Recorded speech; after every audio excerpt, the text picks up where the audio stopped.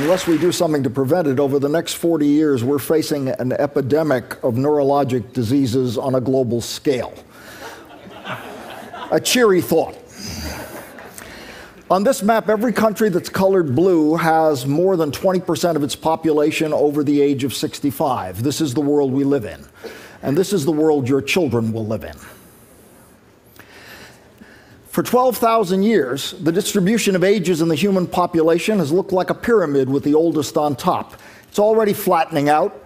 By 2050, it's going to be a column and will start to invert. This is why it's happening.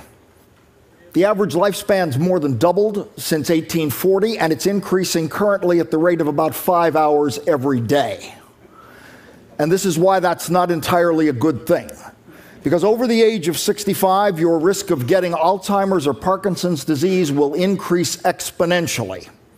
By 2050, there'll be about 32 million people in the United States over the age of 80, and unless we do something about it, half of them will have Alzheimer's disease and 3 million more will have Parkinson's disease.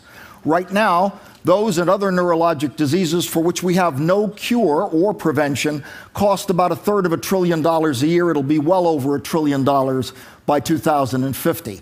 Alzheimer's disease starts when a protein that should be folded up properly misfolds into a kind of demented origami. So one approach we're taking is to try to design drugs that function like molecular Scotch tape to hold the protein into its proper shape. That would keep it from forming the tangles that seem to kill large sections of the brain when they do. Interestingly enough, other neurologic diseases, which affect very different parts of the brain, also show tangles of misfolded protein, which suggests that the approach might be a general one and might be used to cure many neurologic diseases, not just Alzheimer's disease. There's also a fascinating connection to cancer here, because people with neurologic diseases have a very low incidence of most cancers. And this is a connection that most people aren't pursuing right now, but which we're fascinated by. Most of the important and all of the creative work in this area is being funded by private philanthropies. And there's tremendous scope for additional private help here because the government has dropped the ball on much of this, I'm afraid. In the meantime, while we're waiting for all these things to happen, here's what you can do for yourself. If you want to lower your risk of Parkinson's disease, caffeine is protective to some extent. Nobody knows why. Head injuries are bad for you. They lead to Parkinson's disease, and the avian flu is also not a good idea.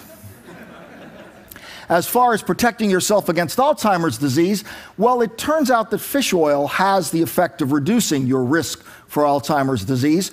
You should also keep your blood pressure down because chronic high blood pressure is the biggest single risk factor for Alzheimer's disease. It's also the biggest risk factor for glaucoma, which is just Alzheimer's disease of the eye. And of course, when it comes to cognitive effects, use it or lose it applies. So you want to stay mentally stimulated, but hey, you're listening to me. So you've got that covered. And one final thing. Wish people like me luck, okay? Because the clock is ticking for all of us. Thank you.